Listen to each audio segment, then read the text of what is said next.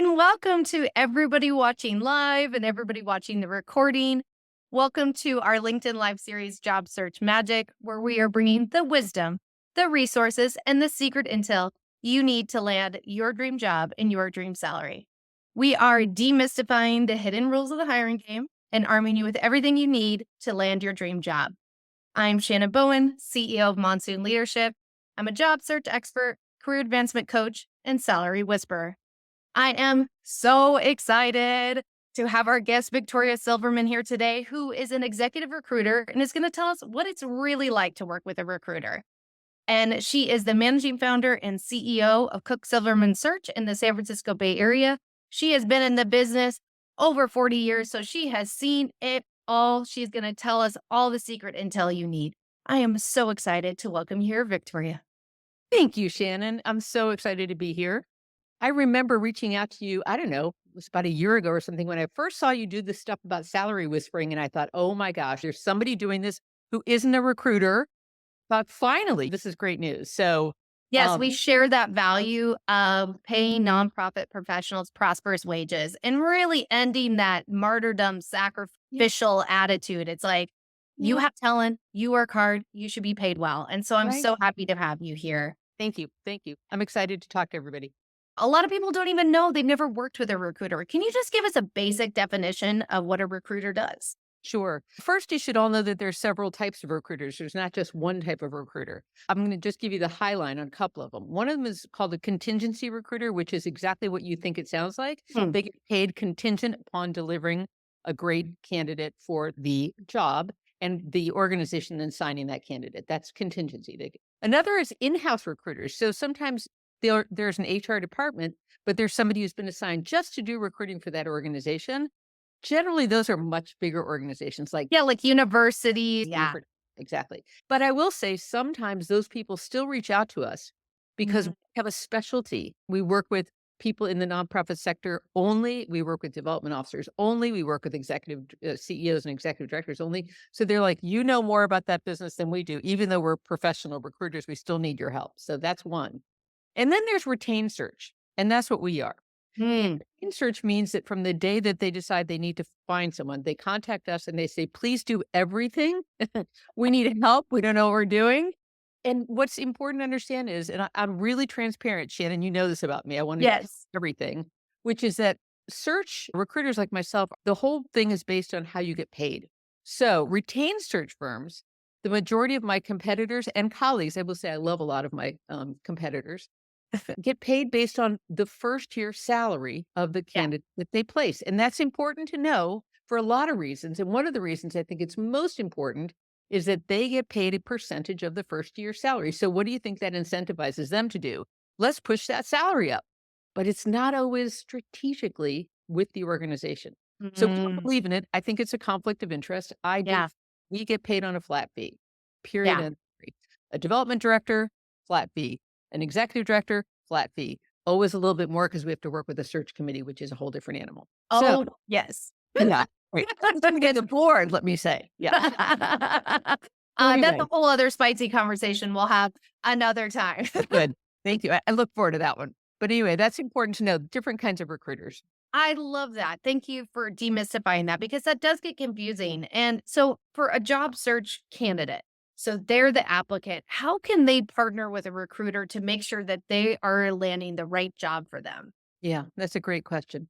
Most of the recruiters work for the organization, which is the client. So they don't work for the candidate, they work for the client. But without the candidate, there is no business, right? So we want you, all the candidates, to have a relationship with us. I would say that the most important thing is to be forward with us, to say when you apply for a position either on LinkedIn or through our job posting or through the organization's job posting, make sure that you follow up. Mhm. Most recruiters nowadays have all these applicant tracking systems so that as soon as you get in, you're in the portal and it's all computerized and everything. But that doesn't mean that we're not human beings who are doing the work. So reach out to us. If you haven't heard back in a few days after you apply, reach out and say, hey, did you get don't be shy. Don't be shy. Imagine that if we're doing 5 or 10 or 15 searches at once, and we'll get maybe 40 or 50 applicants per search. Imagine how many people that is. So if you say, Victoria, I haven't heard from you. It's been a week since I applied. you'll probably get an email from me, and you should get one right away as soon as you apply that says, "Don't worry, we've received your materials. You'll hear from us in a few weeks. We're going through everybody's stuff." Okay. That's one thing. The other thing I just want to remind everybody of, you hate to be ghosted. Don't ghost a recruiter This is a ever. no ghosting zone. This is a no ghosting call. If you ghost a recruiter, I will quote Ted Lasso, Yeah. "We are not goldfish. We will remember." Please don't ghost a recruiter, because what'll happen is you'll be like, "Oh, I ghosted him for that job." And then 5 years later, you're gonna apply for a job because you've now elevated your role and you're gonna apply for a bigger job, and we're gonna say, "Why would I place that person who ghosted me?" Yep, yep, I remember them. Yeah, yeah, no ghosting. Yeah. So write a great resume, which I know Shannon will talk to you about.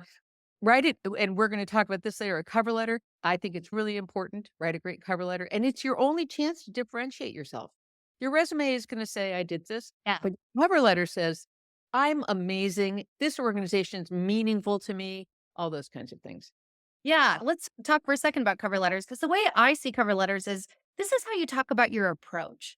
This is your secret sauce that you bring to every job. This is like your core talents. Your resume is like fact, fact, fact, but the Right. theory of how you do your work, your approach, your passions, your beliefs, your core talents, that comes through in your cover letter. And I think that's why they're just a joy to read as a hiring manager when people really put themselves into it. Yeah, and it's your chance to say why this job for you. Yeah, Why are you the right exactly. person for it, and why is it the right job for you? Now, I will touch on what we all like know is the elephant in the room, AI, and Yeah. then use ChatGPT to write your cover letter. I know everybody does it. Here's what I'm going to say. Fine, if you need a little help, use the help, but don't let it be the cover letter. Put yourself into it and make sure you edit that darn thing. Yeah. Okay, Yeah. read it and make it personal. ChatGPT can't quite make it as personal as you need it to. Absolutely. Like, I have some clients that have ADHD and they've said it's been really helpful for them to get started. Great. But then go and put your layer on it so it feels like a human. Because as a hiring manager who's built so many teams, even before AI, you can just tell whether a human put the human element in it. Yeah. And you want to hire a human, Yep. not a robot. And I will say, on numerous occasions, we've had candidates who maybe didn't look on paper like they were the right person, meaning the resume, Yeah. but the cover letter was so compelling Yes. that I had to interview them. And then once I had the interview, I said to the client, "The resume might not look like you think it should look, but you've got to meet this person." And it Yeah. was the cover letter that sealed the deal. Absolutely. And what I love about working with a recruiter, because I've done it several times now, is you interview with them first, and then they write a candidate profile about you that goes deeper than the resume and the cover letter. Mhm. And then they submit that to the organization. So when you're working with a recruiter, they're actually telling a more robust story to the potential hiring manager than you would ever do on your own. And I think that's a really nice process. I do That's have to say exactly. it's a little intimidating sometimes when they say, "Tell me about your entire career," and I've been working for a minute now. So I have to be like, "Hold on. 15 years ago, I was not." That's really important, Shannon. I'm so glad you brought that up, because here's one thing I will say to you. I have a few more in a minutes than you do. Been in the field for a long time. And when I have a candidate I'm speaking to that maybe has only been in the business 7 years, and they're like, "I can't remember what I did 7 years ago." I'm like, "What? Okay. You need to reread your resume and know Yeah. your numbers. It's Yes. really important. Go back, reread your resume before you do an interview, even with the recruiter, and make Yes. sure you know what you did 10 years ago, Yeah. because we don't know what you only you know what you did. Make sure you've gone back and reviewed your resume." Yeah, and actually, I even tell people, always be ready. When you're leaving a job, Yeah. actually make sure you leave with your stats. You leave with your writing samples, all the things that you need, especially in development. You have to have all these portfolio of things and almost update your resume and LinkedIn then. So you Yeah. don't forget it and you're like, "Ugh, what was it? I know I increased the donor retention rate, but I don't remember how much." Right. Make sure you leave with that because you're setting yourself up for that next job. Yep. I will Yeah. also say, yeah, you're stimulating all these thoughts on your resume. You don't need to write sentences. Give us Mhm. bullet points and Yeah. make them factual, especially development officers. Have them say what increased Yeah. whatever, increased donors, et cetera, all those things, staffed the development committee, things that are, we were able to then say, "Oh my gosh, this person has all this experience that you Yeah. want them to have." Be factual and bullet points. So What do you think makes a top applicant? Number one thing is passion for the mission. Mhm, Demonstrated passion for the mission. It used to be a long time ago when I was looking for jobs way back in the day, I had kids I was supporting mhm. and I had to make a lot of money because I had to put food on the table. Yes, And we all have that. And we all have different people that we're supporting our lives, parents, absolutely. animals, all those things. No doubt about it. And I was really chasing a paycheck for a few years back then, as opposed to chasing the job that I really cared about. But what I learned in the not too, it didn't take long to figure out is that I had a harder time doing a good job when I didn't care as much about the mission.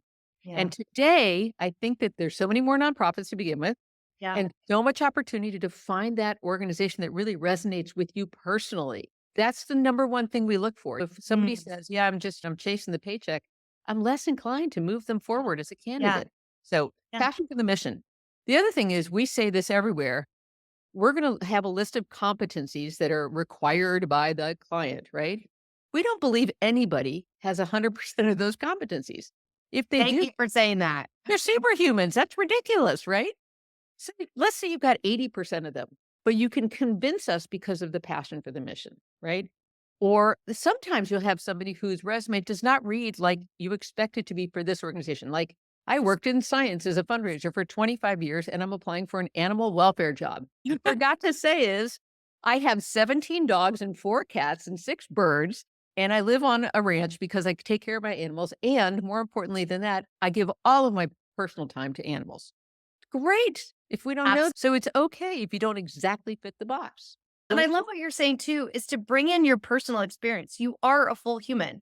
So you I am a chief advancement officer at a genetics institute. I do not have a PhD in genetics, but actually my husband is a scientist and I have a whole world of scientists. So I'm not intimidated by being around really smart people using words I don't understand. And right. that's actually one of the reasons I got this job. I love when people bring their personal experience because you can't separate that out. We are full humans who bring ourselves to work. So, yeah, if you've always dreamed about going towards that mission because of that passion for animals, mention that. Sure, sure. Or Yeah. other things like I'm a first gen American. My parents were Mhm. immigrants. And so being able to say, look, this is personally important to me because I know the struggle of an immigrant or a refugee. You might not have worked with immigrants in your job. Just your lived experience is hugely valuable. Don't be shy to share it. Absolutely. Yeah. So, I want to switch to the other side of the table. Are you seeing any innovative, positive tactics right now by hiring managers to actually get that top talent in the door? Yeah. For development officers, particularly, we highly recommend retention bonuses. Retention bonuses meaning at least 1 year, probably 2 years. Ooh, As ooh, we I all love 2 years. know, development officers get a lot. You're in big demand, folks. And as a result of that, you have opportunities to move around quickly. And we all know the great development officers stay in a gig for 3 to 5 years because that's when you develop those relationships that translate, Yes. right? You need to get that momentum going in your Yeah. development program. Absolutely. And I think the average tenure is 18 months. It didn't used to be. It is. Yeah. Now, Yeah. when you're more senior, please don't do that to yourself. Because if I look at a resume and you've been in business for 20 years and every job has been 18 months, I'm not going to want to Mm. forward. Now, I do think it's getting more normalized to see a job break. People taking a break for childcare or elderly parent care or a sabbatical. I think since 2020, that has become more normalized. Are you seeing that as well? Yeah, I think that the hardcore COVID years, if we'll call them those, you could see anything, really anything. And so we definitely take that into consideration. But Yeah. every job before that was 18 months, and Yeah. every job since then is 18 months. It's just not good. The other Right. things that we see, so yes, a different start date is definitely something we talk about. Retention bonus, we really talk to the clients about that because we want them to remember that they want people to stay as long as possible. There's state laws around sick days. When you're talking about building your PTO package with them, make sure that you've checked your state law to know how many sick days they are required to give you by law. Oh, that's Even good if to know. you're part time by law, California has been 3 sick days, I think. Hmm. And they were trying to move to 7, and now they've settled on 5. It's all still in negotiation, but, September 1st, they passed a law that said it's gonna move. So, pay attention to your state laws when you're negotiating. Any other trends that you're seeing in hiring or just any funkiness in the job market or just anything? You're in it. So, Tell us what you're seeing. A lot of things since COVID, like home office setups, the whole hybrid, not hybrid conversation that we have with every client right now is really interesting. Social service organizations are going to want you in the office. Right. It's just a fact. And it makes sense because your clientele is coming into that office. Absolutely. So that Yeah. makes sense. Having the ability to negotiate 1 day a week of not being in the office is totally acceptable. But Right. when you see a job posting that says in office 5 days a week, don't come in and say, I want that job, but I'm only coming in 2 days a week because that's Mhm. just ridiculous. They need you there Mm. for some reason or Yeah. another. Recruiters talk to the clients a lot about what hybrid means and why they should or shouldn't work in a hybrid fashion. Okay. And That's great to know. You and I connected on this idea of prosperous wages. And that really the sector as a whole is being held back. This is a spicy question, but what do you think is holding back job applicants for asking for more money in a verbal offer situation? I have to tell you, I thought about this a lot. When I was a young person starting out, I remember one time having to call my dad and ask him to borrow money because I couldn't afford rent. Oh, yeah, been there. And I started crying. Mhm. And I was a fundraiser.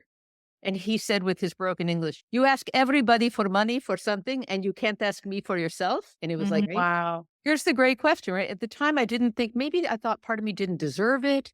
I Mhm. had imposter syndrome, all of those things. And I also was like, I work for a nonprofit. They need the money more than I do. And then one day, somebody who worked in the corporate sector said something about their value. And I went, oh, I have value. Wait a minute.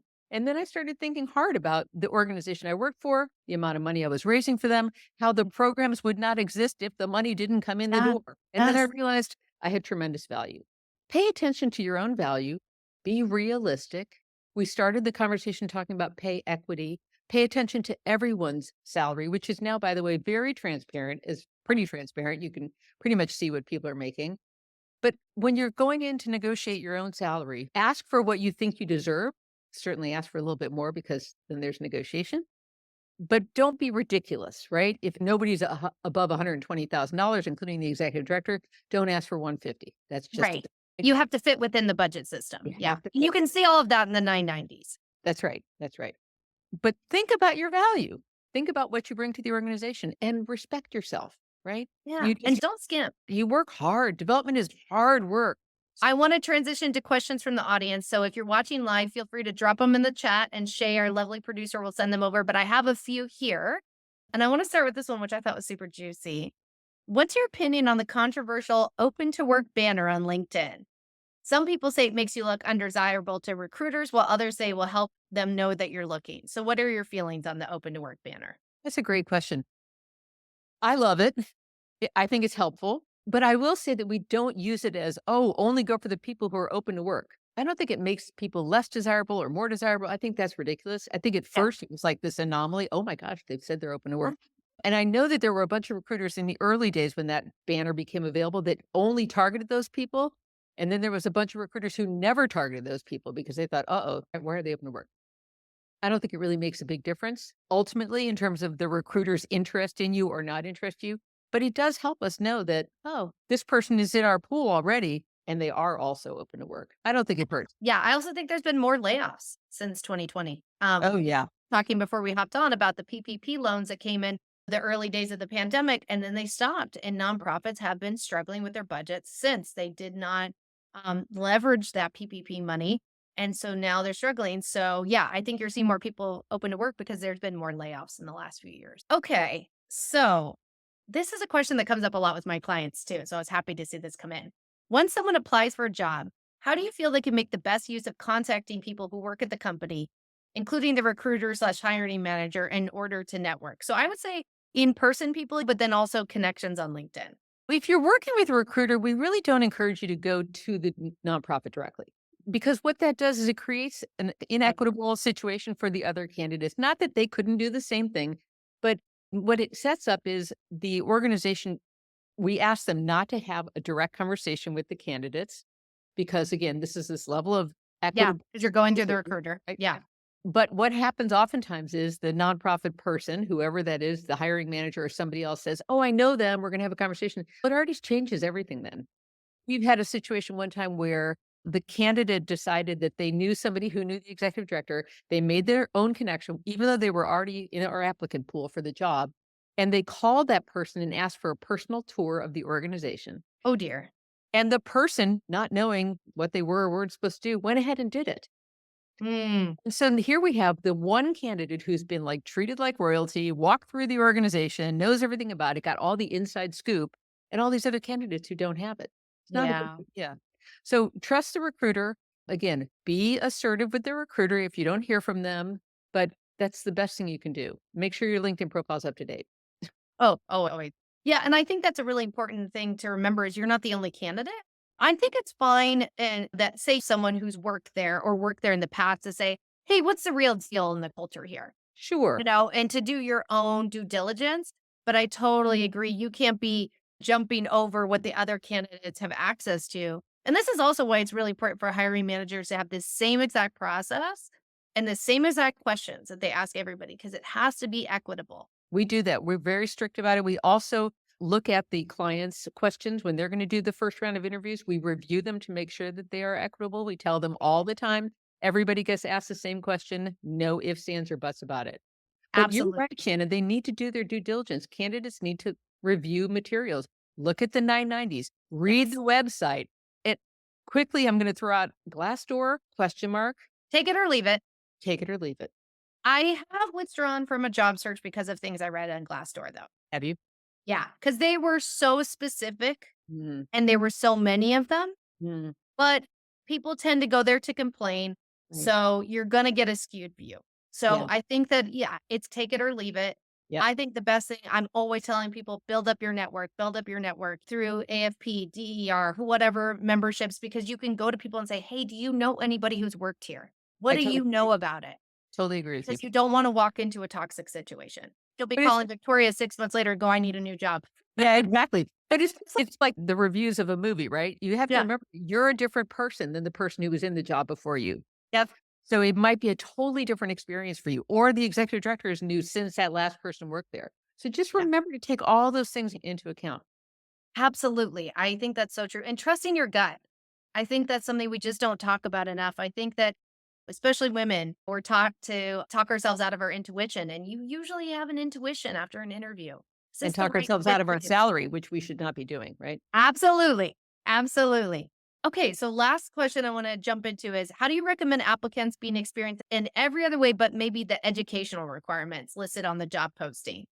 And so maybe they're asking for a master's and they only have a bachelor's, or they're asking for a bachelor's and maybe they didn't finish college or have an associate. So, what weight do you feel like that plays in most job searches? I think it's less and less, which is Yeah, great. I I think think so lived too. experience is more and more valuable, which is great. I think that we highly recommend that you put other things that you've done, like taking classes through DER, through AFP, through the Lilly School of Philanthropy, whatever the case may be, put that stuff on your resume. It's really valuable. Any kind of training that you've had that's not your BA or whatever it is. If it's an education organization, they're going to require that you have a bachelor's degree. You should just know that. It's a fact because Mhm. they feel as if it's important for them to demonstrate that all the people who work there have gone through what they're requiring people are coming That there makes for. sense. But other than education organizations, they don't generally make it an all has to anymore. It used to be everybody had to, but not so much anymore. I'm happy to see that shifting because in my 20 years of working, I have also noticed that. And as a hiring manager, when I'm hiring an entry level development position, I don't require a bachelor's degree because so much of development is learned on Mhm. the job. It's very Absolutely. experiential. We're just now seeing fundraising certificates and degrees, but when I started, that didn't Oh, exist. no, not at all. Yeah, and that's another thing is, okay, maybe go get a certificate at one of your local colleges in fundraising because I actually have hired someone based on that and they didn't have the other experience. I see you're already investing your time and your energy in this, so I know you're in it for the long Right. run. And oftentimes people will call me and say, I want to transition into the nonprofit sector, but I don't have anything. And the first thing I say to them is go online and take some of those courseworks. For sure, take a major gift class. Most Yes. important thing, I think, for every fundraiser to have. Yes. But take those things and put them on your resume because it shows that you've taken the time and done the work. I love that. Yeah. This has been so amazing. And I'm really excited because I'm going to announce something live that I haven't announced at all to my community. And I want to do it with you. I did my anonymous salary survey in January. which hint we're going to do it again next January. And I'm just all about ending the secrecy and shame around all these job search process. So I'm launching today an anonymous job search survey where people can share their experiences. I was the final two candidates. I didn't get the job. It took me over 8 months to get my job. Mm. And to normalize the weirdness and just say, you're not alone. So we're dropping that in the chat. I'm going to announce the results after Labor Day. And I'll definitely send it to you, Victoria, to send to people so that people can see like they're not alone in the process. Yeah. And that this is just a weird time, weird market right now, but you will find your dream job. Yes, stick to it. Follow your heart. Absolutely. So we're also going to drop some links of how you can connect with Victoria and Cook Silverman Search and some of their great resources they have. And I just so appreciate that you are in this with us all to help people find a job that really feeds their soul and pays them what they're worth. And so thank you for being on this journey with all of us and sharing your wisdom today. I super appreciate it. Thank you, Shannon. It's been my pleasure, and keep up your great work too. Thank you.